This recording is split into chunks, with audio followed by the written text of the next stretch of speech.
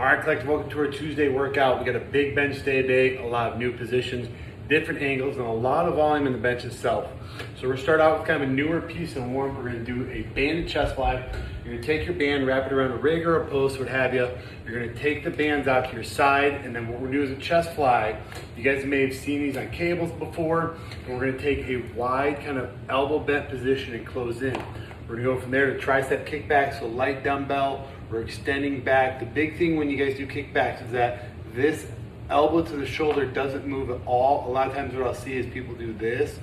They'll lower and kick, and we're gonna try to keep that angle, especially in that warm-up, targeting that tricep, okay? So banded chest fly, pull across, tricep kickbacks. We're gonna go into hollow hold from there, so 30 seconds. Arms up. Remember in the hollow hold, if you guys need to tuck your feet in so that lower back can stay on the ground and be able to close into our belly as much as we can. We're gonna go from there to kind of a little bit of a crazier movement. You guys gotta be a little bit smart when doing these. Just definitely use your judgment. We're gonna do a banded bench, okay? It's not crazy, but just kind of be careful if it's something weird and new. Big thing that you guys have to do is make sure the band stays on your hands. So we take the band, we wrap it around our back, okay? We're gonna wear it like so.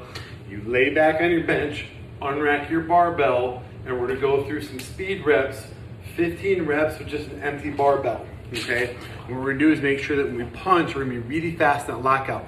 Bands are really good that the farther you extend, the more weight and tension actually is on the body. So a lot of people get real lazy in their lockouts. Well, the speed and development and strength is huge. For your body to actually get to that end range as fast as it can is super important. So to teach people that, there's some implications like this that we can do. For me, it's waking up the nervous system to get you guys kind of firing through those shoulders as much as you can, okay? So again, we wear this thing like a backpack, we lay down underneath, unrack your bar, 15 quick reps. From there, we're gonna be doing bench dips. So you come right out the side of your bench. I don't care if the feet are straight or if the knees are slightly bent. We're just gonna go through 10 dips. So 15 bench, 10 dips right away. Rest about 30 seconds in between as we warm that up. Now we get into the bench. We start off with a 10 rep reverse grip bench, okay?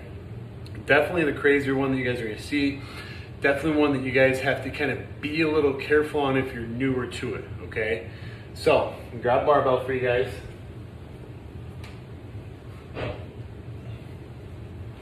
We lay down on the bench. Now the reverse grip is that we take the bar off, reverse in our hands, okay? So we lay underneath the rack. The big thing with this is unloading and reloading on the rack because it feels super weird. We're gonna take a regular grip on this, so just outside the knurling. You guys unrack, and then it's done like so. The hands are flipped around. We lower to about the same spot that you guys would a bench, okay? And then we rack back up. So reverse the grip, on rack, same thing through. It's just when we get to the bottom position here, instead of being here on a bench, we're turned underneath, okay? This helps to really get people learn how to activate the lat because that turnaround gets that activated where maybe people don't really understand how to. We're going for 10 reps here, so especially with this being a newer movement, stay light. On all the bench, we're looking for like an 8 out of 10. So it doesn't need to be maximal. We're not trying to hit a max 10, max 8, max 6, max 4, but just a heavy something to stimulate, get you through range of motion, and start to map out this new position, okay?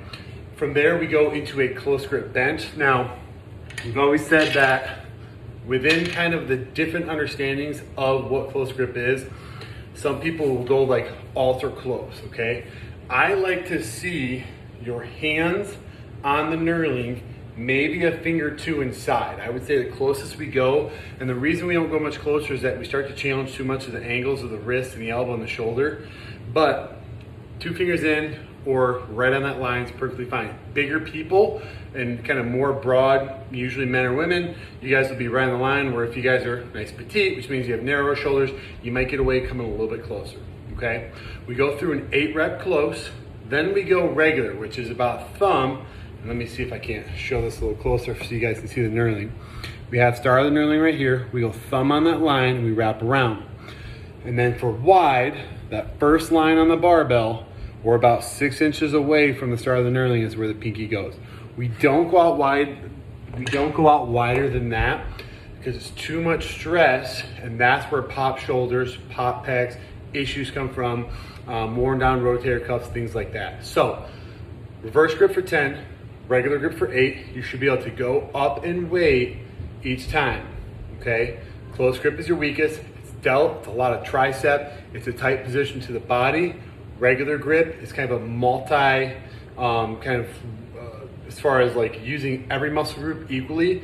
We got the delt, we got tricep that's extending through. We got the lat engaged. You guys obviously have the pec coming across. When we go wide, it's really recruiting the pec being one of the biggest movers. And so wide bench, typically people bench the most, except for those of you who maybe haven't been there before, which means it's uncomfortable. We haven't mapped out the kind of mind-body awareness, and you may not lift heavy there, but the reps go down, the position should get stronger, which means your weight should go up each time, okay? High volume here, each segment should take about 8 to 10 minutes to get through. So you guys are looking at minimum about 40 minutes of benching, okay? After that, we're gonna finish off with just kind of some burnout sets, if you will, to get us through. We're gonna be doing a chest fly. So you guys are gonna lay on the bench, light dumbbells, chest fly on the cross. We go from there to banded pull aparts, set the band up for tricep push downs, okay? We're gonna roll through some sets of that just to get kind of some hypertrophy, high volume, kind of blood recruiting work to finish off our day. So again, we go through our warm up. We spend a lot of time bench day. For those of you guys that love bench, it's like your greatest day ever. I know. For you guys that hate bench, just focus down, stay with it, and learn the dang thing, okay? And try not to get too frustrated and or overthink and count yourself out before you start, okay? It's the biggest thing when it comes to lifting is people don't give themselves enough credit for something they're actually pretty good at or could be good at, okay? So reverse grip, it's weird on the unrack. That's the biggest thing. For those of you guys that have bad wrists or elbows or shoulders, if that doesn't happen, just skip it and go on the other bench. It's probably the best thing I can tell you, okay? 10, 8, 6, 4, finish off some burnout sets, high blood volume work, and hypertrophy work to finish us off. Okay, guys? Have fun with it. Please let me know if you guys have any questions. I know it's kind of a newer thing, a little awkward. If you guys maybe want help with substitutes, anything like that, let me know. And as always, I'll see you guys tomorrow, all right?